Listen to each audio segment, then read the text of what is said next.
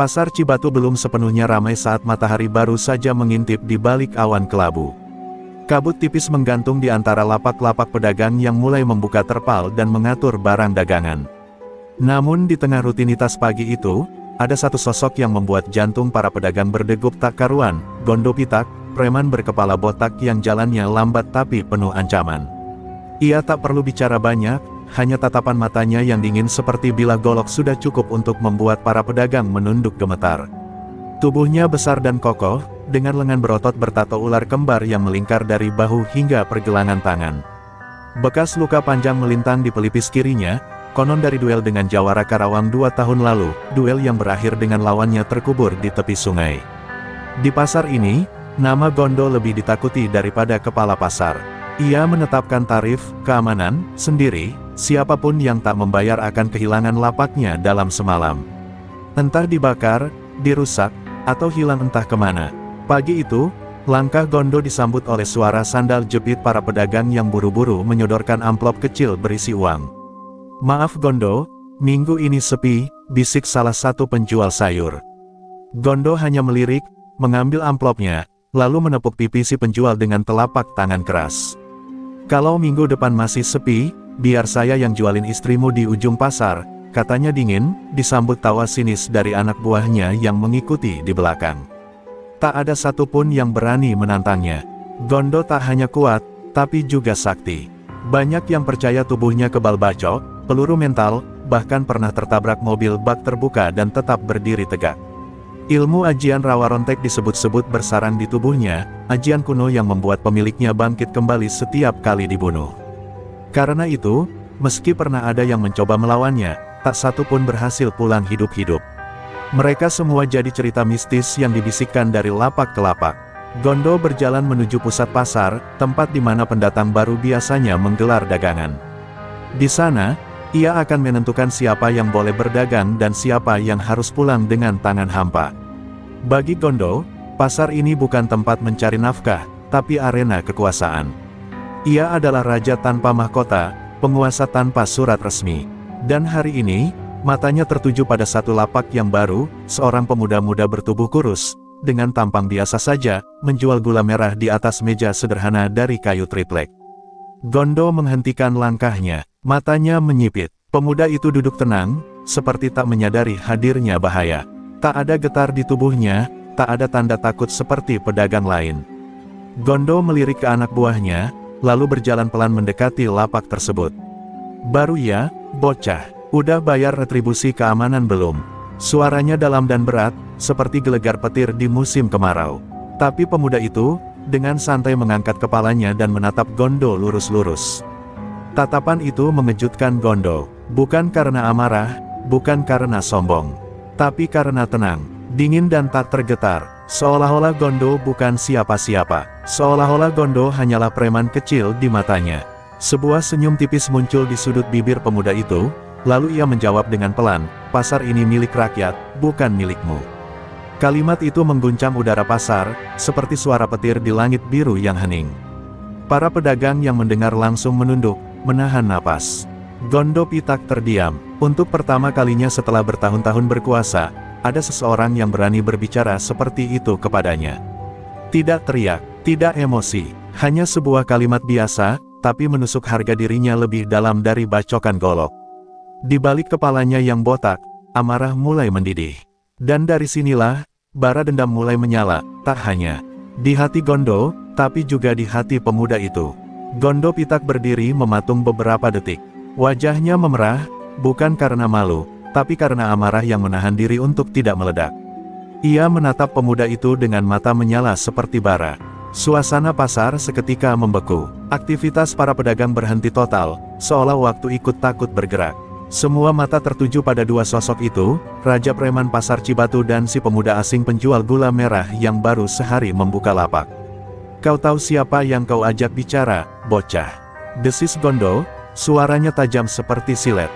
Tapi pemuda itu, yang belakangan akan dikenal dengan nama Raka, hanya mengangguk pelan.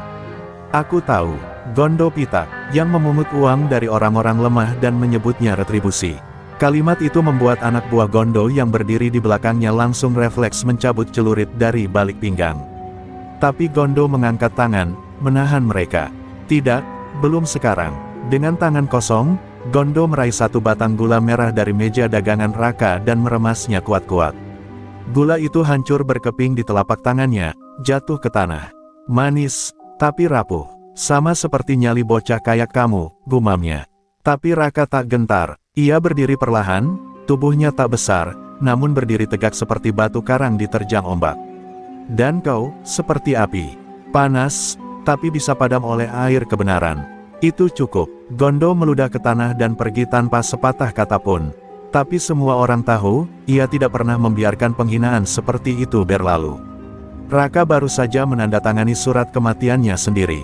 Setelah Gondo menghilang di lorong pasar, para pedagang langsung bergerak menjauh dari lapak Raka.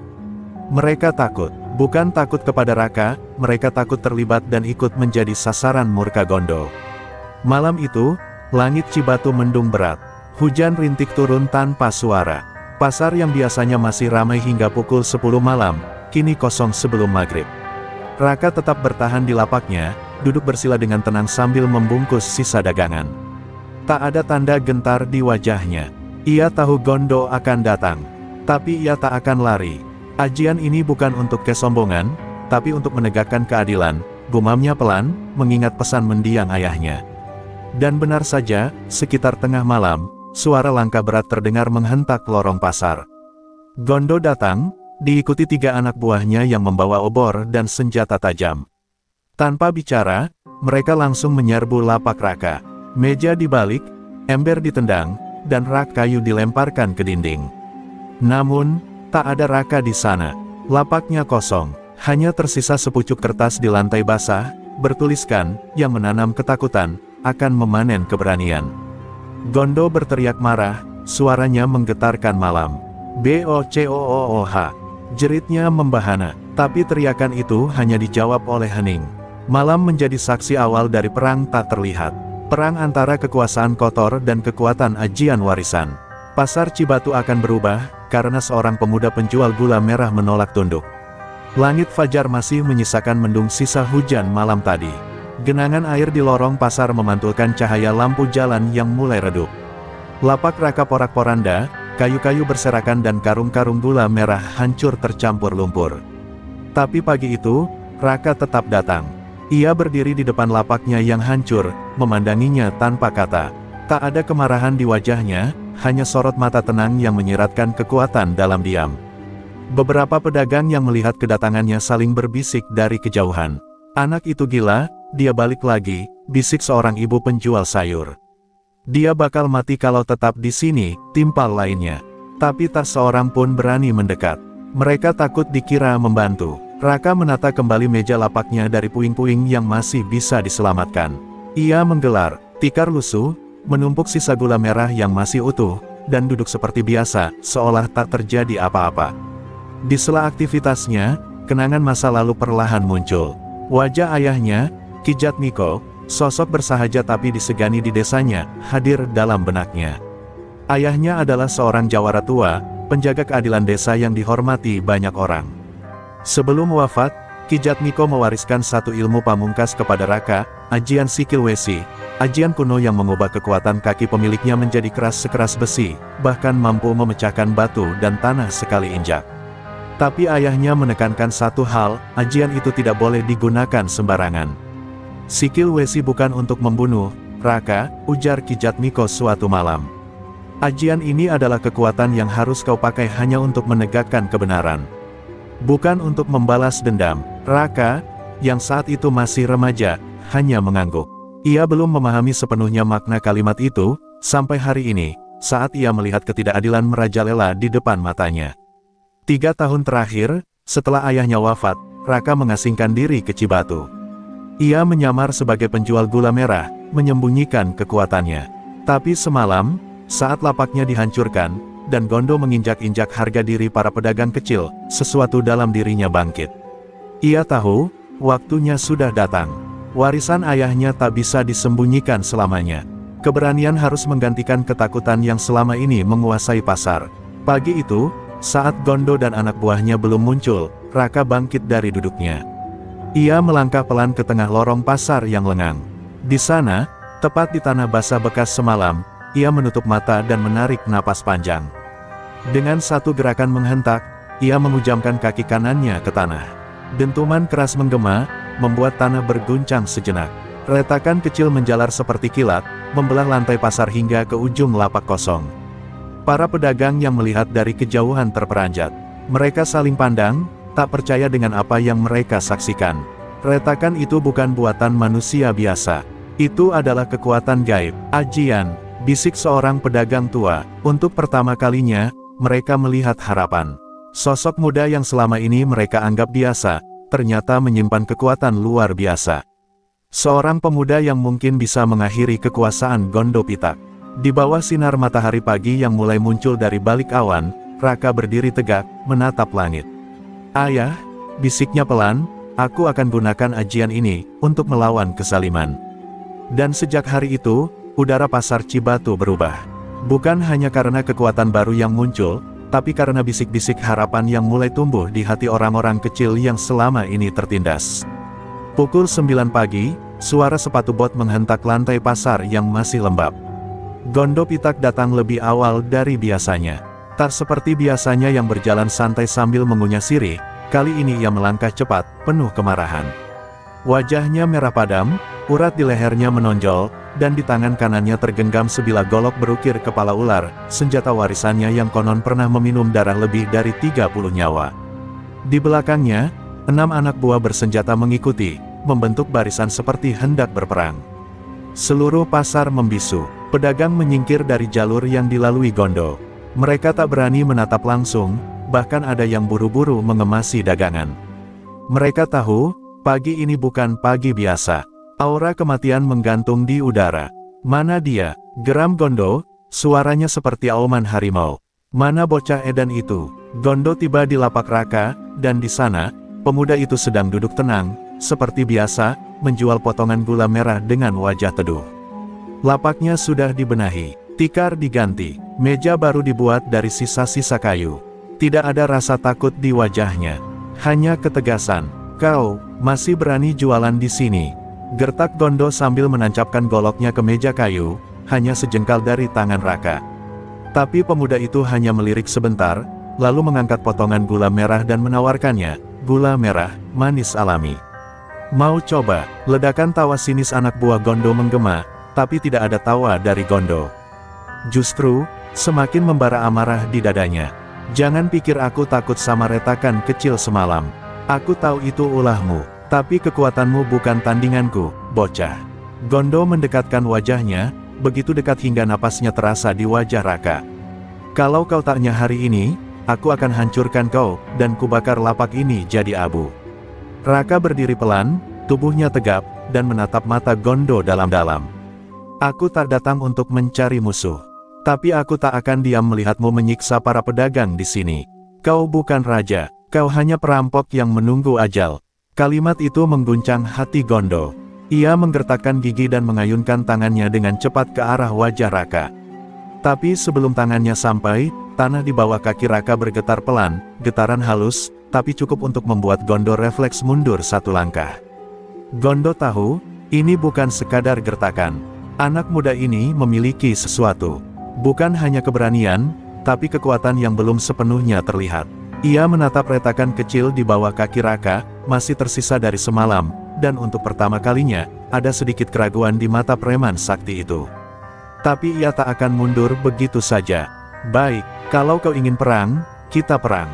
Malam Jumat nanti, tengah malam, di tengah pasar, hanya kau dan aku." Tanpa menunggu jawaban, Gondo mencabut goloknya dari meja dan berbalik pergi.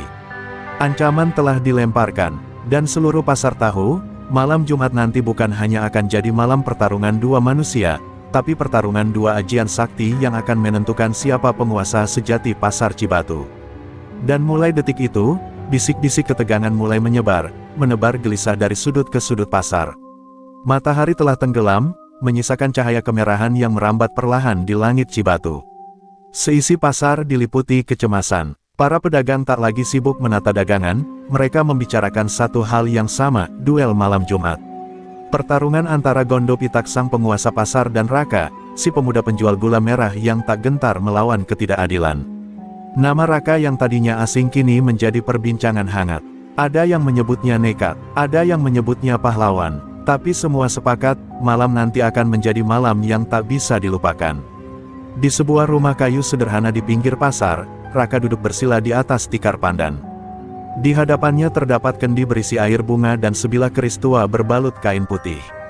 Di sampingnya, foto almarhum ayahnya tersandar di dinding. Sorot mata Raka tak seperti biasanya, malam ini, matanya menyimpan gejolak yang mendalam. Ia telah mempersiapkan ajian warisan itu sejak kecil, tapi baru kali ini ajian Sikil Wesi benar-benar ia panggil dengan sepenuh jiwa. Ia merapal mantra dalam hati, mengingat setiap bait yang pernah diajarkan ayahnya. Getaran halus mulai terasa di telapak kakinya.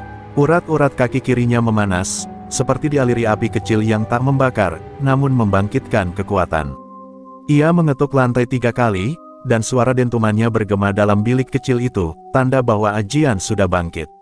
Tapi Raka tahu, sekadar ajian tidak cukup. Ia harus mengendalikan amarahnya, sebab dalam diamnya, Raka menyimpan dendam yang tak pernah ia ungkap. Bertahun-tahun lalu, ayahnya wafat bukan karena usia, melainkan karena dikeroyok gerombolan preman yang dipimpin oleh seseorang yang kini jadi bayangan kuat di benaknya, Gondo Pitak. Saat itu Raka masih bocah. Ia tak mampu berbuat apa-apa, hanya bisa menyaksikan dari celah pintu rumah ketika ayahnya dihantam dan tubuhnya dilempar ke sungai. Raka mengubur luka itu, hingga hari ini. Tangannya mengepal, giginya mengertak, tapi suara ayahnya bergema dalam ingatan. Jangan jadikan ajian ini alat balas dendam. Gunakanlah untuk menegakkan kebenaran. Kalimat itu mengalirkan kesejukan ke dalam hatinya. Raka menarik napas dalam, menghapus genangan air di matanya. Ayah, aku tidak akan membunuh karena dendam. Aku akan melawan karena keadilan. Di sudut lain pasar, Gondo Pitak juga bersiap. Ia duduk di depan api unggun, tubuh telanjang dada penuh rajah, dikelilingi oleh asap dupa dan botol arak. Ia tengah memanggil kekuatan rawa rontek dalam dirinya, ajian terkutuk yang membuat tubuhnya tak bisa mati, bahkan jika dipenggal sekalipun. Suara auman menyeramkan keluar dari mulutnya, dan tubuhnya bergetar hebat. Roh-roh gaib yang selama ini bersemayam dalam tubuhnya mulai menggeliat. Malam ini, bocah itu akan kutanam hidup-hidup, bisiknya dengan mata merah menyala.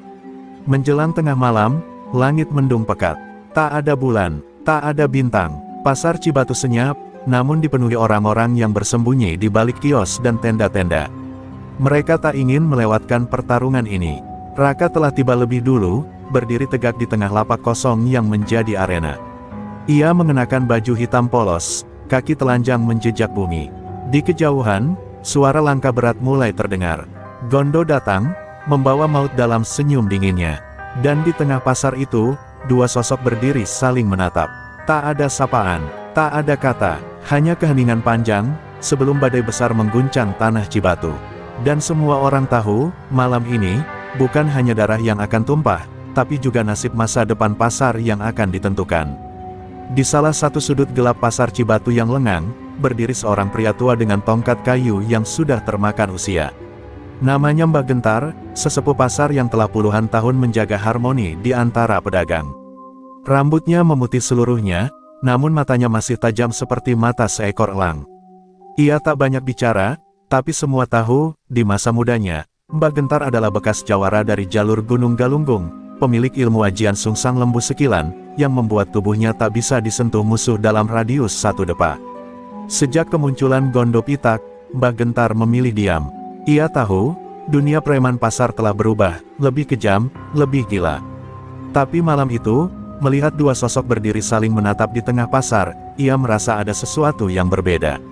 Aura di sekitar Raka bukan aura pemberontakan biasa, tapi aura suci yang bersumber dari ajian putih yang diwariskan untuk keadilan, bukan kekuasaan. Dan itulah yang membuat Mbah Gentar bangkit dari diamnya. Dengan langkah pelan dan tongkat mengetuk lantai pasar, Mbah Gentar mendekati dua sosok itu. Warga yang bersembunyi menahan napas, tak percaya sang sesepuh muncul di antara mereka. Gondo melirik sekilas, lalu menyeringai. Lihat siapa yang bangkit dari kubur, ejeknya. Tapi Mbah Gentar tak peduli pada hinaan. Ia berdiri di antara mereka dan mengangkat tangannya. Gondo, mundurlah. Kau sudah kelewat batas. Jangan kira ajian rawa rontek bisa membendung kutukan karma. Gondo tertawa keras. karma, yang ada cuma kekuatan. Dan malam ini, bocah keras kepala itu akan kuhajar sampai tulangnya lepas dari sendi. Tapi suara Mbah Gentar meninggi, menggema dengan wibawa yang membuat semua orang terdiam. Bocah itu bukan orang sembarangan. Darah jawara mengalir dalam nadinya. Ia anak dari Ki Jatmiko, lelaki yang dulu kau bunuh dengan tangan kotormu. Untuk pertama kalinya, wajah Gondo sedikit berubah. Sorot matanya menegang. Ia mengingat Ki Jatmiko, seorang petani bersahaja yang dahulu pernah melawannya ketika ia baru merintis kekuasaan. Dan kini, anak lelaki itu berdiri di hadapannya, dengan ajian yang diwariskan dari sang ayah. Jadi ini, darah si tua bangka itu. Gumamnya rendah. Bagus. Semakin menarik. Raka masih berdiri tenang, tapi dadanya bergetar mendengar nama ayahnya diucapkan. Ia menunduk hormat kepada Mbah Gentar. Terima kasih, Mbah. Tapi ini bukan tentang balas dendam. Ini tentang menghentikan kejahatan yang sudah terlalu lama dibiarkan. Mbah Gentar mengangguk pelan. Kalau kau sudah siap dengan beban itu, maka bertarunglah dengan jiwa yang bersih. Mbah Gentar mundur perlahan, meninggalkan mereka berdua dalam diam yang kian tebal. Suasana di pasar mencekam, seolah waktu menahan napas.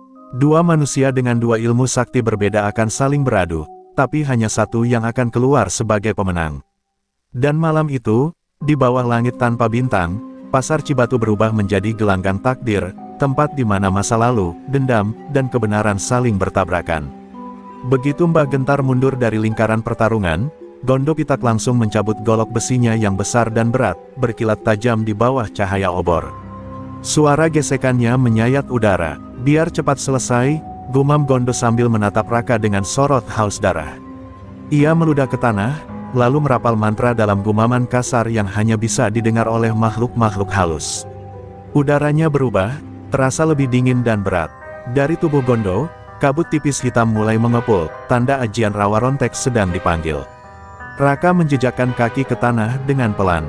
Ia merasakan aura ilmu hitam itu, bau amis darah dan energi kematian. Tapi ia tetap tenang, menanti langkah pertama dari lawannya. Dan seperti kilat, Gondo bergerak. Tubuh besar itu melesat dengan kecepatan mengejutkan, mengayunkan golok langsung ke arah leher Raka.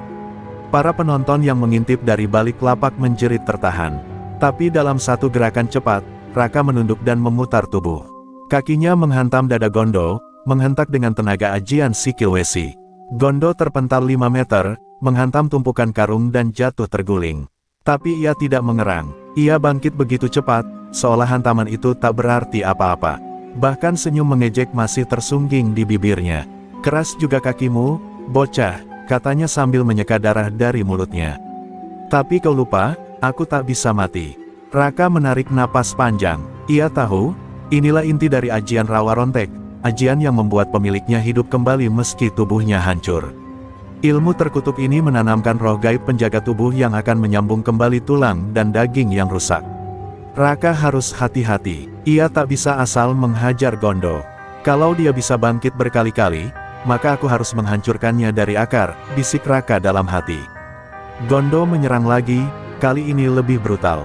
Goloknya menebas dari kiri ke kanan, lalu dihujamkan ke arah dada Raka. Tapi Raka menghindar, menangkis, dan membalas dengan hentakan kaki ke tanah.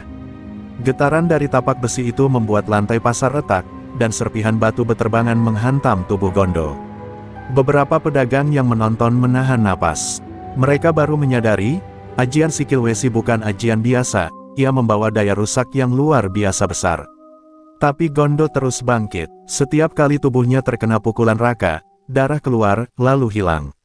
Tulangnya patah, lalu tersambung. Ia terus berdiri, seperti makhluk dari alam lain. Hingga akhirnya, setelah beberapa menit pertarungan sengit, Gondo tertawa lepas. Kau kuat, tapi sia-sia. Aku tak bisa dibunuh. Dunia ini milikku, bocah. Raka mundur perlahan, menata napas. Bukan karena takut, tapi karena berpikir. Ia mulai menyadari bahwa kekuatan tidak cukup untuk menang. Ia butuh strategi. Ia harus mencari celah dalam ajian Rawa Rontek, dan ia yakin, setiap ilmu, betapapun kuatnya, pasti punya kelemahan. Malam ini bukan hanya soal adu kekuatan, tapi adu kecerdasan dan keteguhan hati. Di bawah langit kelam yang seolah menahan cahaya, dua kekuatan sakti terus bertarung.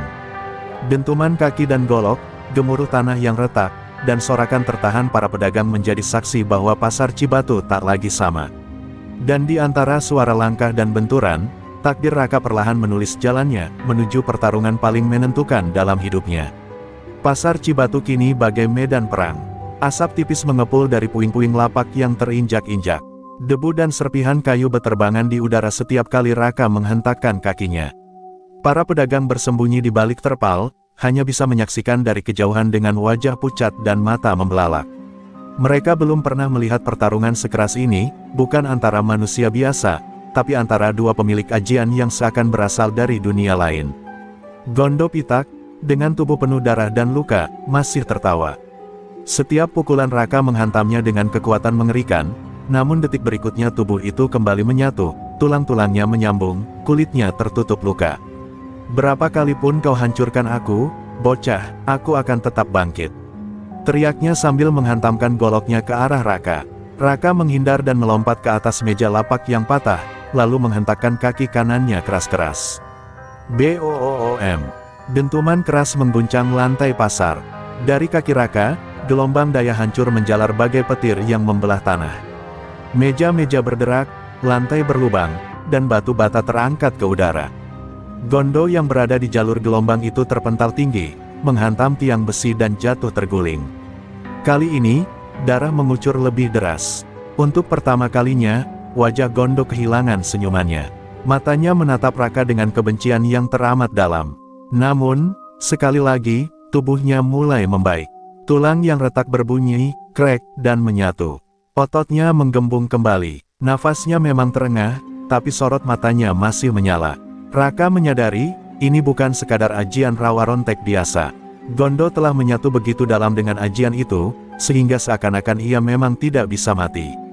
Tapi sesuatu terasa janggal. Setiap kali bangkit, Gondo terlihat sedikit lebih lambat. Raka menutup mata sejenak. Ia menarik napas panjang. Ia mulai memahami, rawa rontek bukan tanpa batas. Semakin sering digunakan, semakin besar beban jiwa dan tubuh sang pemilik. Ia pernah mendengar dari ayahnya, bahwa ajian rawa rontek menukar nyawa dengan roh-roh gelap. Dan bila tubuh terlalu sering mati lalu bangkit, maka roh-roh itu akan menggerogoti pemiliknya dari dalam, perlahan tapi pasti. Dengan keyakinan baru, Raka menapak maju. Suaranya pelan namun tegas. Kau pikir kau abadi, Gondo. Tapi setiap kali kau bangkit, kau kehilangan sebagian dari jiwamu. Cepat atau lambat, tubuhmu akan jadi wadah kosong, dan ajianmu akan memakanmu hidup-hidup. Gondo terdiam sejenak, wajahnya berubah. Ia mulai menyadari bahwa bocah yang dihadapinya bukan sekadar petarung, tapi juga seorang pewaris ilmu sejati. Bocah lancang, teriak Gondo, menyerbu sekali lagi dengan golok terangkat tinggi. Tapi kali ini, Raka tidak menghindar. Ia melompat ke udara dan menghujamkan dua kaki sekaligus ke tanah, mengaktifkan lapisan kedua dari ajian Sikil Wesi, yang belum pernah ia gunakan sebelumnya. Tanah seketika meledak, gempa kecil mengguncang seluruh pasar. Retakan besar menganga di bawah kaki Gondo, dan tubuh preman itu terjeblos ke dalamnya, terbenam separuh badan. Warga yang menyaksikan dari kejauhan bersorak pelan, tak percaya apa yang mereka lihat. Gondo terdiam di dalam lubang, napasnya memburu, darah mengucur deras. Untuk pertama kalinya, pasar Cibatu menyaksikan Gondo dalam posisi terjepit. Raka berdiri di tepi lubang, memandanginya tanpa amarah. Ini baru awal, Gondo, ujarnya dingin. Aku belum selesai. Lubang besar itu masih menganga di tengah pasar, tempat Gondo Pitak terbenam hingga pinggang, tubuhnya penuh luka dan darah mengucur dari kening hingga dada.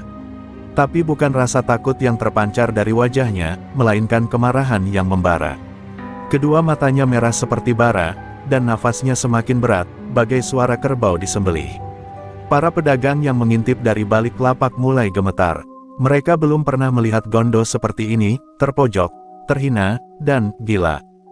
Gondo mendongakkan kepala, menatap langit malam yang kelam.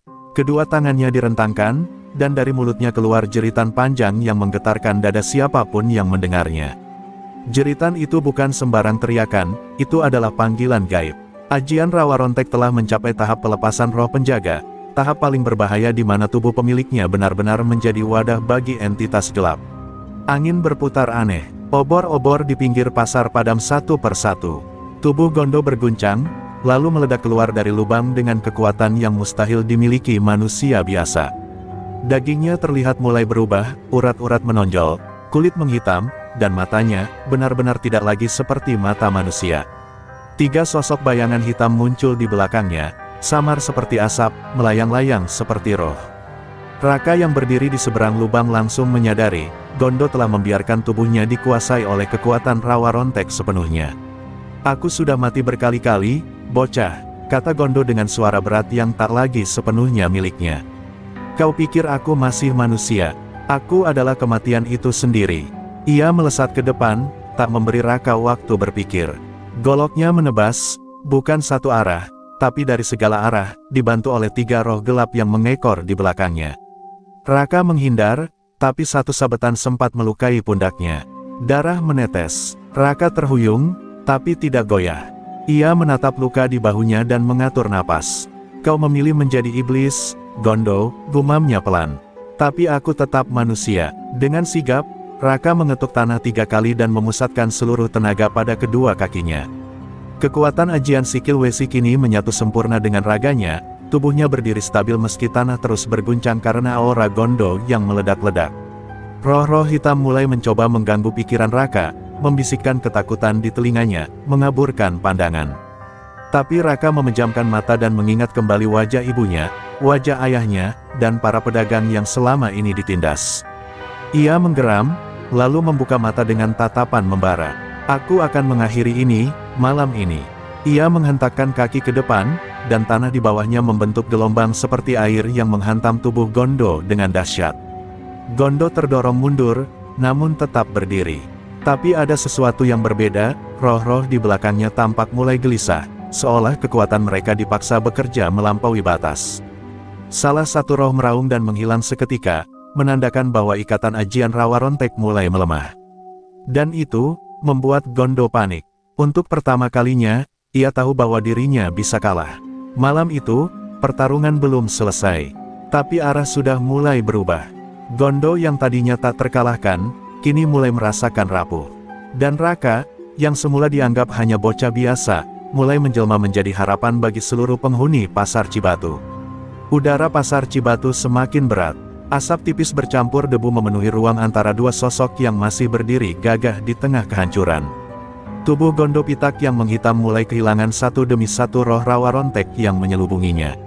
Tapi 2 roh masih tersisa, berputar di belakangnya, menebar teror. Gondo menggeram, napasnya memburu, dan dari dadanya keluar suara yang bukan lagi suara manusia. "Aku akan bawa kau ke neraka bersamaku, bocah." Namun Raka tetap berdiri tegak, darah mengalir di pundaknya, tapi matanya menyala oleh keyakinan. Ia tahu, kini adalah waktunya untuk mulai menyerang bukan sekadar tubuh Gondo, tapi inti kekuatannya, roh-roh rawa rontek itu sendiri. Ia mengingat pesan terakhir mendiang ayahnya, ajian Sikil Wesi bukan hanya kekuatan menghancur tanah, tapi juga menghancur roh jahat yang menginjak bumi dengan kesombongan. Dengan gerakan perlahan, Raka menurunkan tubuhnya ke posisi kuda-kuda rendah. Ia mengepalkan kedua tangan dan memusatkan seluruh energinya ke telapak kaki. Urat-urat kakinya menyembul, tanah di bawahnya bergetar pelan, dan udara di sekitarnya mulai panas. Para penonton yang mengintip dari balik lapak tak berani mengucap sepatah kata pun. Mereka tahu, inilah puncak dari ajian Sikil Wesi. Gondo, yang menyadari bahaya itu, menerjang lebih cepat, berusaha menghentikan Raka sebelum ajian itu dilepaskan. Goloknya meluncur ke arah leher Raka, diikuti 2 roh hitam yang menerkam dari sisi kanan dan kiri. Tapi pada detik terakhir, Raka menghentakkan kedua kakinya ke tanah sambil meneriakkan nama ajian warisan. Sikil Wesi tatar bumi, dentuman maha dahsyat meledak dari telapak kaki Raka. Tanah retak membentuk lingkaran selebar 3 meter di sekelilingnya, memancarkan gelombang energi ke segala arah. 2 roh rawa rontek yang ikut dalam serangan terlempar ke udara dan menjerit, jeritan nyaring yang tidak berasal dari dunia manusia. Mereka terbakar oleh getaran ajian putih murni itu dan lenyap di udara seperti abu ditiup angin. Gondo terhuyung, matanya melebar, tubuhnya bergetar, dan untuk pertama kalinya sejak pertarungan dimulai, ia berlutut. Tanpa roh penjaga, ia tak lagi abadi. Darah dari luka-lukanya tidak sembuh. Nafasnya tercekat. Ia menatap Raka dengan wajah putus asa yang berusaha ia tutupi dengan amarah. Tapi tubuhnya mulai rapuh, dan tak lagi dilindungi ajian rawa rontek sepenuhnya. Raka menghampirinya perlahan. Langkahnya mantap. Setiap langkah seolah menggetarkan hati para penonton. Ia tak membawa golok. Ia hanya membawa kaki yang kini menjadi senjata pamungkas. Ia berdiri tepat di depan Gondo, menatap pria itu yang kini tinggal bayang-bayang dari kesaktiannya. Kau pikir tidak ada yang bisa menghancurkan rawa rontek? Kau salah. Keserakahanmu yang menghancurkannya. Pasar hening. Bahkan angin pun seolah berhenti bertiup. Dan di tengah keheningan itu, Gondo akhirnya menyadari satu hal yang paling menakutkan, bukan kekuatan Raka yang membuatnya kalah, tapi keberanian dan kemurnian niatnya. Dan malam itu, Pasar Cibatu bersiap menyaksikan akhir dari sebuah kekuasaan yang sudah terlalu lama menindas. Darah menetes dari dagu Gondo Pitak, membasahi tanah yang kini penuh retakan dan abu. Tangannya gemetar, tubuhnya menggigil seperti ranting kering tertiup badai. Tak ada lagi roh rawa rontek yang mengitarinya. Ajian itu runtuh, dan kini ia hanya manusia renta yang dikurung dalam tubuh kekar yang mulai kehilangan tenaga. Tapi di balik tatapan nanar dan tubuh yang melemah, amarah dalam hatinya belum padam. Belum selesai, desis Gondo, perlahan berdiri dengan terlatih, matanya membara. Ia mencabut kembali goloknya meski tangan kanannya tak bisa lagi menggenggam dengan erat. Darah menetes dari sela jarinya. Aku tak akan kalah dari bocah kampung, hanya karena kaki besi. Teriakannya menggema di antara reruntuhan pasar. Ia maju dengan langkah goyah, tapi tiap langkah itu membawa niat membunuh yang tak pernah surut. Raka menatapnya dalam diam. Ia bisa merasakan sisa-sisa ajian hitam masih bercokol samar di tubuh Gondo. Tapi itu bukan lagi kekuatan, melainkan kutukan yang belum tuntas. Raka menghela napas dalam. Ia telah membuat Gondo tak terkalahkan menjadi lemah. Tapi kini ia dihadapkan pada satu pilihan penting, menghancurkan Gondo sepenuhnya, atau melepaskannya, dan membiarkan takdir menyelesaikannya sendiri. Berhentilah, Gondo, seru Raka, tegas namun tenang. Kau sudah kalah. Lihat sekelilingmu, tak ada lagi yang takut. Tak ada lagi roh yang melindungimu. Hentikan, sebelum kau benar-benar menghilang sebagai manusia. Tapi kata-kata itu hanya menyulut bara di dada Gondo. Dengan teriakan keras, ia menerjang, mengayunkan golok lurus ke dada Raka dalam satu serangan terakhir yang penuh dengan kebencian, putus asa, dan kehancuran diri. Namun pada detik itu juga, Raka mengangkat kakinya dan menghentak lurus ke depan. Bukan menghantam tanah, melainkan menghantam golok Gondo yang melayang di udara. Golok itu patah menjadi dua, terdorong oleh daya ajian sikil Wesi. Pecahan logamnya mencuat ke kiri dan kanan, lalu terhempas ke tanah. Gondo terdiam, tangannya gemetar melihat senjata andalannya pecah begitu saja, seperti ranting rapuh yang diinjak anak kecil. Dengan tubuh limbung, Gondo jatuh berlutut. Pandangannya mulai kabur, dadanya naik turun, dan untuk pertama kalinya, air mata mengalir dari matanya. Aku tak pernah ingin jadi begini, gumamnya lirih. Aku hanya ingin kuat, supaya tak ada yang bisa menjatuhkanku seperti dulu. Suaranya pecah di tengah malam yang sunyi, seolah sisa-sisa harga diri terakhirnya luruh ke bumi. Raka berdiri diam di hadapannya. Ia menatap preman yang dulu menindas puluhan orang kini menjadi sosok rapuh tanpa daya. Kau kuat, Gondo, tapi kau memilih jalan yang salah. Kekuatan tanpa arah adalah kehancuran. Raka membalikkan badan, lalu perlahan berjalan meninggalkan Gondo yang tertunduk dalam bayang-bayang kekalahan. Di kejauhan, para pedagang keluar perlahan dari persembunyian. Mereka menatap Raka dengan mata penuh haru dan kagum. Malam itu, tak hanya Gondo yang jatuh, tapi juga tirani yang selama ini menghantui pasar Cibatu. Dan sang pemuda penjual gula merah, kini menjadi simbol keberanian yang sesungguhnya. Fajar menyingsing perlahan di atas pasar Cibatu. Cahaya keemasan menyelinap di sela-sela atap lapak yang hancur. Udara pagi terasa lebih ringan, seolah beban bertahun-tahun telah terangkat dari dada para pedagang. Mereka mulai keluar satu persatu, wajah-wajah yang semalam diliputi ketakutan kini menunjukkan harapan. Di tengah reruntuhan dan debu, mereka menatap sosok Raka yang berdiri di ujung pasar, bersandar di tiang kayu lapaknya yang separuh roboh.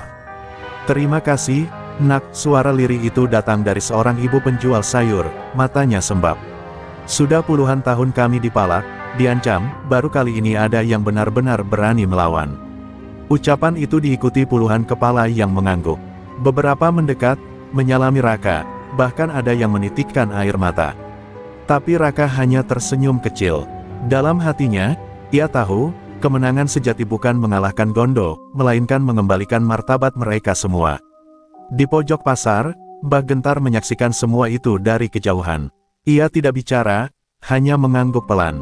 Tapi kemudian, ia mendekati Raka yang sedang duduk membersihkan luka di pundaknya. Ajian Sikil Wesi bukan sembarangan ilmu, nak, gumamnya. Kau tahu dari siapa ayahmu mendapatnya? Raka menoleh cepat. Selama ini ia hanya tahu bahwa ayahnya mewariskan ajian itu secara turun-temurun. Tapi kini, wajah Mbah Gentar menyiratkan sesuatu yang lebih besar. Kijat Miko, ayahmu, dulu murid dari guruku, lanjut Mbah Gentar perlahan. Ia bukan sekadar petani, Raka. Ia adalah bekas murid terbaik Padepokan Gunung Masigit, tapi memilih meninggalkan dunia persilatan setelah perang antar Jawara menghancurkan separuh kampungnya. Raka tertegun. Seluruh hidupnya ia mengira ayahnya hanyalah seorang penjual gula keliling yang baik hati. Tapi kenyataannya jauh lebih dalam dan rumit. Mbah Gentar kemudian mengeluarkan sehelai kain tua dari balik bajunya. Di dalamnya terlipat sebuah raja kuno bertuliskan aksara Jawa dan simbol kaki berwarna perak. Ini bagian terakhir dari ajian Sikil Wesi, bagian yang tak pernah sempat diwariskan karena ayahmu keburu dibunuh. Raka menerima raja itu dengan kedua tangan gemetar. Ia bisa merasakan panas menjalar dari kertas ke jantungnya. Kau belum selesai belajar, Raka.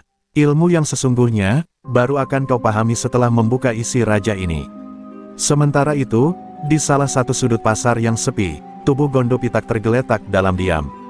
Ia masih hidup, tapi tak sadarkan diri. Beberapa warga mengikatnya dan membawanya ke rumah jaga pasar.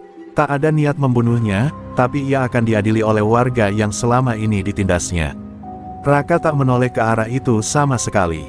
Baginya, pertempuran sudah usai. Tapi dalam hatinya, gelombang baru telah muncul. Ia sadar bahwa dirinya bukan lagi hanya pedagang gula merah. Ia adalah pewaris dari ajian langka, keturunan seorang jawara besar, dan kini pembela bagi orang-orang kecil. Dan pagi itu, saat sinar matahari menyinari pasar Cibatu yang mulai bangkit, Raka tahu perjalanannya baru dimulai.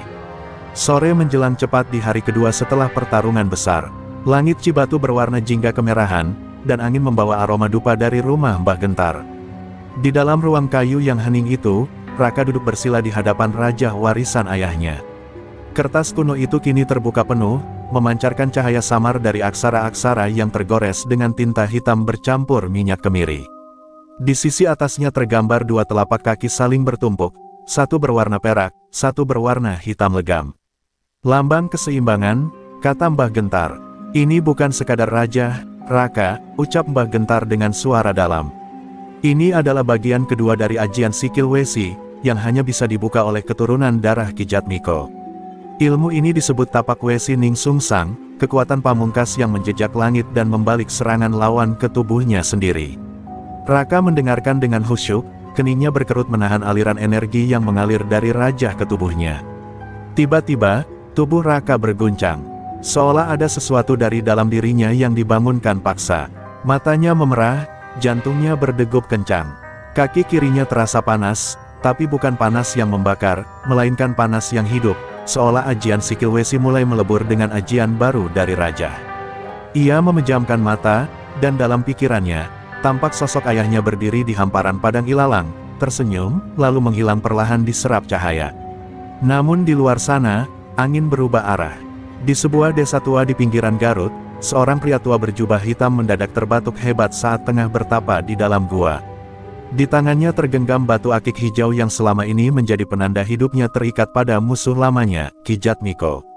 Batu itu kini retak. Warisannya telah dibuka, desis pria itu.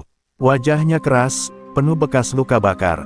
Ia adalah Ki Brahma Sekti, mantan sahabat yang berubah menjadi musuh bebuyutan ayah Raka, karena berebut ajian yang sama puluhan tahun silam. Ki Brahma Sekti bangkit dari duduknya, menggenggam tongkat besi yang menyatu dengan tangan kirinya. Kalau anak itu sudah menguasai Tapak Wesi Ning Sung Sang, maka hanya aku yang bisa menghentikannya. Dunia ini, tak butuh dua pemilik ajian yang sama. Dengan satu lompatan, ia keluar dari gua, membelah kabut. Angin berdesir keras, seolah menandakan datangnya bahaya yang lebih besar dari Gondopitak. Kembali ke Cibatu, Raka membuka matanya perlahan. Matanya tak lagi seperti semula. Di dalam pupilnya, berkilat cahaya samar perak. Mbah Gentar menatapnya penuh rasa takjub dan khawatir sekaligus. Kau sudah mulai membuka pintu kekuatan sejati itu, Raka. Tapi bersiaplah, kekuatan besar selalu mengundang musuh yang tak terduga. Raka mengangguk. Ia merasakan perubahan dalam dirinya. Dan ia tahu, ini bukan akhir, melainkan awal dari gelombang baru yang lebih besar. Di luar, pasar Cibatu mulai dibangun kembali. Namun bayang-bayang baru telah menapak dari kejauhan.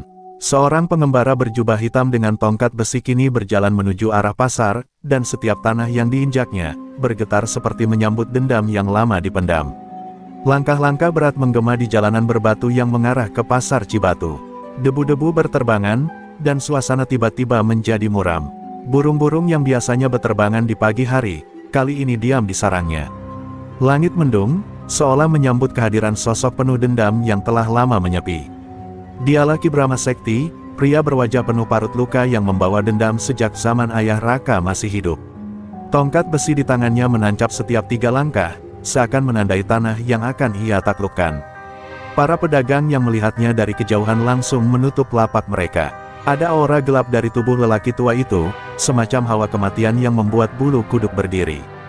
Bahkan anak-anak kecil yang biasanya bermain di lorong pasar, mendadak diam dan menatap penuh ketakutan. "Siapa itu?" tanya salah seorang penjual kopi dengan suara pelan. Tak ada yang menjawab, tapi semua sadar, bahaya baru telah tiba. Di rumah Mbah Gentar, Raka merasakan getaran aneh dari tanah. Ia segera bangkit, dan seolah terpanggil, berjalan menuju arah pusat pasar. Wajahnya tenang tapi waspada. Di dalam tubuhnya, ajian sikil Wesi dan bagian baru dari tapak Wesi Ning Sungsang mulai menyatu. Setiap langkahnya membuat tanah di bawahnya terasa lebih hidup. Ia tahu, seseorang sedang mencarinya, dan bukan orang biasa. Lalu di depan bekas lapak Gondopitak yang belum sepenuhnya dibersihkan, 2 sosok akhirnya berhadapan. Ki Brahma Sekti berdiri dengan tongkat besi ditancapkan ke tanah. Tatapannya menusuk, dan suaranya parau terdengar lirih namun penuh tekanan. "Kau, anak Jatmiko." Raka mengangguk. "Namaku Raka," jawabnya singkat. Ki Brahma Sekti tersenyum sinis. "Matamu," sorotnya sama seperti ayahmu sebelum aku bakar separuh wajah ini. Raka menggertakkan gigi, dadanya bergetar menahan emosi. "Kalau kau datang untuk menuntut warisan yang bukan hakmu, kau terlambat. Ajian itu sudah memilih garis darahnya." Ki Brahma tertawa pelan. "Ajian itu tidak memilih. Ia hanya menunggu siapa yang cukup kuat menanggung kutukannya. Dan kau, hanya bocah pasar yang belum tahu apa-apa tentang pertarungan sejati." Tanpa aba-aba, Ki Brahma mengangkat tongkat besinya dan menghantamkan ke tanah. Suara dentuman keras terdengar, menciptakan gelombang getar yang membuat beberapa lapak terlempar. Raka melompat ke belakang, lalu mendarat dengan kedua kaki menghentak. Dentuman balasan dari sikil Wesi menetralkan getaran itu, membuat tanah kembali diam. Para warga berlari menjauh, meninggalkan 2 manusia sakti itu yang kini berdiri hanya 10 langkah satu sama lain. "Kalau kau ingin ajian ini, rebutlah," ujar Raka dingin. "Tapi kau harus tahu, ini bukan ajian untuk orang yang haus kuasa." Ki Brahma menatap tajam. "Aku tak peduli. Aku tak butuh alasan. Aku hanya ingin menghapus nama Jatmiko dari dunia ini, sampai ke darah terakhirnya." Dan begitu kata-kata itu meluncur, pertarungan besar pun dimulai, bukan sekadar pertarungan 2 manusia, melainkan 2 warisan ilmu yang bersinggungan dengan kutukan masa lalu. Tanah pasar Cibatu bergemuruh seperti hendak pecah. 2 kekuatan besar kini saling bertabrakan, ajian tapak Wesi Ning Sungsang warisan Ki Jatmiko yang kini menyatu dengan tubuh Raka, melawan tongkat besi berisi racun tanah dari Ki Brahma Sekti, ajian kutukan yang ia sempurnakan lewat penderitaan dan dendam. Asap mulai mengepul dari setiap hentakan mereka. Beberapa bagian lantai pasar sudah retak, bahkan satu tiang utama penyangga lapak besi runtuh terkena gelombang pukulan mereka. Ki Brahma mengayunkan tongkatnya ke samping. Tanah bergulung seperti ombak, menabrak kaki Raka. Tapi pemuda itu berdiri tegak dan menghentakkan kakinya ke tanah, menciptakan gelombang balik yang membuat serangan Ki Brahma membuyar. Dari kakinya, aura putih keperakan menjalar, melindungi tubuhnya dari serangan gelap. Mbah Gentar yang menonton dari kejauhan hanya bisa berbisik, tapak Wesi Ning Sungsang telah sempurna dalam tubuh anak itu. Namun Ki Brahma tidak kalah. Kau pikir ilmu itu hanya milik ayahmu? Kami berlatih bersama, separuh ajian itu juga milikku. Teriaknya, ia menancapkan tongkatnya ke tanah, lalu dari titik itu muncullah sulur-sulur hitam, semacam akar gaib, yang menjulur ke arah Raka, berusaha membelit kaki dan menyeretnya masuk ke perut bumi. Tapi Raka tak bergeming. Ia berdiri, memejamkan mata, lalu membuka telapak kaki dan menghentakkan sekali, kuat dan dalam. BOOM. Gelombang energi putih meledak dari kakinya, menyebar dalam pola lingkaran yang membakar sulur-sulur hitam itu jadi debu. Aura perak dari ajian murni itu menyapu kegelapan seperti sinar mentari mengusir kabut. Ki Brahma terlempar ke belakang, tubuhnya membentur tiang dan darah menyembur dari mulutnya. Namun ia bangkit, tertawa pelan, mata merahnya menatap Raka penuh kegilaan. Ilmu yang kau pakai, juga menggerogoti jiwamu, bocah. Cepat atau lambat, ajian itu akan menuntut tumbal. Raka menggertakkan gigi. Ia tahu, ajian warisan memang bukan tanpa risiko. Tapi ia tidak belajar ajian itu untuk keabadian, ia memakainya untuk melindungi, bukan menghancurkan. Aku tak akan jadi seperti kau, serunya lantang. Aku tidak membiarkan dendam hidup di dadaku. Dan ia melompat, kedua kaki mengarah ke tanah di depan Ki Brahma, lalu menghentakkan dengan tenaga penuh. Serangan itu bukan untuk membunuh, tapi mengguncang tanah di bawah lawan, memutus aliran tenaga dalam. Ki Brahma terjatuh seketika, tongkat besinya terpental jauh. Tubuh renta itu mencoba bangkit, namun lututnya gemetar dan napasnya mulai berat. Ia mengerang, tidak percaya tubuhnya kalah oleh anak muda yang ia anggap tak sebanding. Di matanya, bayangan Ki Jatmiko muncul, tersenyum, damai, tanpa amarah. Dan itu, membakar harga dirinya. Hentikan, jangan samakan aku dengan dia, raungnya, namun suaranya makin lemah. Raka berdiri di hadapannya, matanya tidak lagi penuh kemarahan, tapi iba. Kau kalah bukan karena aku lebih kuat, tapi karena kau terlalu lama membiarkan dendam menggerogoti dirimu sendiri. Suasana menjadi hening, hanya angin sore yang berdesir di antara reruntuhan pasar. Dan di tengah keheningan itu, tubuh Ki Brahma perlahan rebah, ditelan kelemahan dan kutukan yang ia pelihara sendiri. Langit Cibatu berubah muram, awan hitam berkumpul seolah ikut mengawasi keputusan yang akan diambil oleh Raka, pemuda yang kini berdiri di tengah reruntuhan pasar, di hadapan tubuh Ki Brahma Sekti yang terbaring lemah. Ajian tapak Wesi Ning Sungsang telah menunjukkan kekuatan sejatinya, dan kini, raja di tubuh Raka mulai bersinar samar-samar. Suara gaib berbisik dalam benaknya, sempurnakan ajian ini dengan tumbal, dan kau akan menjadi penjaga bumi, atau tolak, dan kekuatanmu akan perlahan sirna. Raka menggenggam kedua tangannya, di depannya, Ki Brahma sudah tak sanggup lagi bangkit. Napasnya berat, matanya menatap kosong ke langit, dan luka-luka yang menganga mulai membusuk karena tenaga dalamnya sendiri rusak oleh kutukan.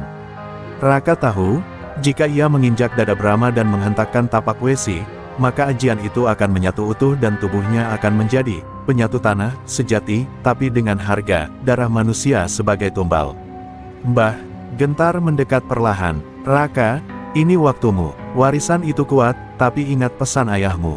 Kekuatan sejati bukan yang membunuh, tapi yang menjaga. Raka menunduk, hatinya berkecamuk. Dendam atas kematian ayahnya, kekejaman Gondo, dan ancaman Ki Brahma semuanya bisa dibayar dengan satu hentakan kaki. Tapi ia tahu, jika ia menuntaskan ajian ini dengan darah, maka ia sama saja dengan Brahma memelihara kekuatan dari kematian. Raka menoleh ke arah Ki Brahma. Sosok tua itu tersenyum miris, seolah tahu apa yang sedang bergolak di dalam dada lawannya. Lakukan, bocah, hancurkan aku, lengkapi aji itu. Dunia ini tidak akan menghargaimu kalau kau lemah, desisnya lirih. Namun suara itu bukan lagi menakutkan, melainkan suara orang yang telah kalah, bahkan oleh dirinya sendiri. Raka menarik napas panjang. Dengan satu gerakan tegas, Raka menginjak tanah di samping tubuh Brahma, bukan di atasnya. Dentuman ringan terdengar, dan sinar perak dari raja perlahan meredup. Ia memilih menghentikan pengaruh kutukan itu. Ia tidak ingin ajian tapak Wesi menjadi warisan yang haus darah. Ia memilih menjaga ajian itu dalam bentuknya yang murni, cukup kuat untuk melindungi, tapi tak cukup jahat untuk menghancurkan. Ki Brahma tertawa kecil, lalu batuk darah. Kau bodoh, tapi mungkin, itulah yang membuatmu pantas memegang ajian itu. katanya, sebelum akhirnya tubuhnya benar-benar tak bergerak. Tapi kali ini, bukan karena serangan Raka, melainkan karena ajian kutukan yang menelan dirinya sendiri setelah tak sanggup menyatu dalam tubuh yang sudah tua dan lelah. Pasar Cibatu kembali tenang. Warga keluar dari persembunyian, menatap Raka yang kini berdiri diam di tengah puing-puing, seperti sosok penjaga yang baru. Bukan sebagai preman, bukan sebagai pendekar berdarah dingin, tapi sebagai pelindung yang membawa warisan tanpa menumpahkan darah. Dan dari langit yang muram, cahaya jingga menembus awan, seolah bumi ikut mengakui keputusan yang telah dibuat dengan hati bersih. 3 hari setelah pertarungan dahsyat itu, suasana pasar Cibatu mulai kembali bergeliat. Lapak-lapak didirikan ulang, warga membersihkan puing-puing, dan senyum yang lama hilang mulai terlihat kembali. Tapi satu hal tak berubah, pandangan takjub dan hormat setiap kali mereka melihat Raka berjalan melewati lorong pasar. Ia tak lagi hanya pemuda penjual gula merah. Ia telah menjadi penjaga tanah, sosok yang telah menggulingkan 2 kekuatan gelap tanpa membiarkan darah membasahi kakinya. Namun ketenangan itu tak berlangsung lama. Di luar batas desa, desas-desus mulai menyebar tentang seorang pemuda yang menguasai ajian tapak wesi hingga tingkatan Ning Sungsang, tentang pertarungan melawan Gondo Pitak dan Ki Brahma Sekti yang kini hanya tinggal sejarah. Nama Raka menjadi topik hangat di kedai-kedai kecil para pendekar, di mulut-mulut santri tua dari padepokan, hingga telinga para petapa yang lama menyepi. Dan tidak semuanya datang dengan niat damai. Suatu pagi, Mbah Gentar menatap langit yang aneh, awan berputar lambat, burung enggan berkicau. Ia tahu pertanda itu. Ia memanggil Raka yang tengah membantu membangun ulang atap lapaknya. "Nak, kau harus bersiap. Ilmu yang besar akan selalu menarik jiwa-jiwa lapar, baik yang haus akan ilmu, maupun yang haus akan pengakuan," katanya lirih. Raka terdiam. Ia tak ingin menjadi orang yang ditakuti. Tapi dunia persilatan memiliki hukumnya sendiri, siapa yang dianggap di atas, akan selalu diuji. Dan benar saja, sore itu, datang seorang pemuda bertubuh tinggi dengan pakaian dari tenun kasar dan sebilah keris panjang di pinggang. Wajahnya muda, tapi sorot matanya dingin. Ia berdiri di tengah pasar dan berseru, "Aku Baswara dari Gunung Kendeng. Aku datang bukan untuk menantang, tapi untuk meminta bimbingan. Ajarkan aku tapak wesi." Orang-orang mendadak diam, menatap Raka yang baru saja selesai menurunkan karung semen. Raka berjalan pelan, mendekat dengan tenang. Ia menatap pemuda itu dan mengangguk, lalu berkata, "Kalau kau mencari ilmu untuk kekuasaan, jangan lanjutkan langkahmu. Tapi kalau kau ingin belajar untuk menjaga tanahmu, mari kita bicara." Baswara menunduk. "Aku melihat desaku hancur karena preman. Aku ingin melindungi mereka, seperti kau melindungi pasar ini." Raka tersenyum samar. Ia melihat dirinya sendiri di dalam tatapan itu, pemuda yang dulu hanya ingin berdagang, tapi dipaksa melangkah oleh keadaan. Sejak saat itu, halaman belakang rumah Mbah Gentar menjadi tempat latihan baru. Tak hanya Baswara, dalam waktu seminggu, datang 4 orang lainnya, seorang pendekar wanita dari Banjaran, seorang bekas jawara dari Majenang, dan 2 santri muda dari Tasikmalaya. Mereka tidak hanya ingin ilmu, mereka ingin pemahaman. Dan Raka, perlahan, menerima peran itu. Ia bukan lagi hanya murid. Ia mulai menjadi guru. Namun, di kejauhan, di sebuah lereng sunyi yang diselimuti kabut, seseorang sedang membuka gulungan tua berisi peta jalur ajian-ajian kuno. Wajahnya tidak terlihat, tapi tangannya penuh luka. Ia bergumam, "Tapak wesi telah bangkit." Tapi bayangan dari ajian gunung langit belum tidur. Dan itu menjadi pertanda, bahwa kisah Raka belum berakhir. Fajar menyapa Cibatu dengan warna merah keemasan, indah namun mengandung firasat. Di rumah panggung Mbah Gentar, Raka duduk bersila di halaman, dikelilingi murid-murid barunya. Tapak kaki mereka masih panas oleh latihan subuh, namun hati mereka mulai resah. Baswara menunjukkan gulungan kain kumal yang ditemukan oleh seorang peziarah dari utara. Isinya adalah simbol kuno, ajian gunung langit, ilmu terlarang yang pernah dibekukan karena bisa membangkitkan mayat untuk menjadi prajurit abadi. Raka menatap simbol itu lama. Ia mengenalnya. Pernah sekali ayahnya menyebutnya sebagai ilmu yang ditinggalkan langit karena ditolak bumi. Menurut legenda, ajian itu diturunkan oleh seorang resi sakti bernama Resang Jatimurti. Namun ilmu itu terlalu kejam, membutuhkan tumbal nyawa manusia hidup dalam setiap pengaktifannya. Dan kini, kabar berhembus bahwa seseorang telah membuka kembali segel di lereng Gunung Langit, dan mulai membentuk kekuatan dalam bayang-bayang. Dunia persilatan, sekali lagi terguncang. Para murid memandang Raka penuh tanya. Apa kita akan pergi dan menghentikannya, Kak Raka? Tanya seorang santri muda dari Tasik. Raka diam sejenak, hatinya bergemuruh. Ia ingin mengakhiri kekacauan ini, tapi ia juga tahu, semakin ilmu disebar untuk melawan ilmu, maka dunia hanya akan kembali dipenuhi kekuatan saling balas. Tidak semua pertempuran harus disambut dengan kaki menghentak, ucapnya akhirnya. Kadang, yang dibutuhkan hanya langkah yang benar di saat yang gelap. Namun diam tak selalu menyelesaikan. Malam itu, dua desa kecil di lereng Garut terbakar. Penduduk melaporkan melihat bayangan tubuh-tubuh tak bernyawa berjalan tanpa suara. Mereka bukan manusia, kata salah satu saksi. Raka sadar, diam terlalu lama akan membuat darah tak berdosa tertumpah. Maka ia mengambil keputusan berat. Ia akan menurunkan ajian tapak wesi, tapi hanya kepada murid-murid yang sanggup menanggung niat bersih. Ia akan menyebarkan ilmu, bukan untuk kekuasaan, melainkan untuk membangun barisan pelindung bumi. Dengan Mbah Gentar sebagai saksi, Raka membuka raja warisan ayahnya untuk pertama kalinya di depan para murid. Ia mengajarkan tidak hanya gerakan, tapi juga nilai. Tapak wesi bukan ilmu menghancurkan tanah, tapi ilmu menyatu dengannya. Kalau tanah tempatmu berpijak tak kau lindungi, maka ilmu ini akan berubah menjadi kutukan. Setiap murid menerima ajaran itu dengan mata penuh cahaya. Cahaya pengertian, cahaya keberanian, dan ketika kabar menyebar bahwa pemimpin ajian Gunung Langit, Ki Jatimurti II, akan turun ke tanah Ciamis, Raka dan murid-muridnya sudah siap. Mereka tidak membawa bendera perang. Mereka membawa telapak kaki yang telah menyatu dengan tanah ibu. Dan ketika akhirnya dua kekuatan bertemu, bukan ledakan yang terjadi, melainkan getaran yang menyadarkan. Karena ketika niat tulus bertemu dengan kekuatan kelam, bumi akan memilih sendiri siapa yang pantas memijaknya.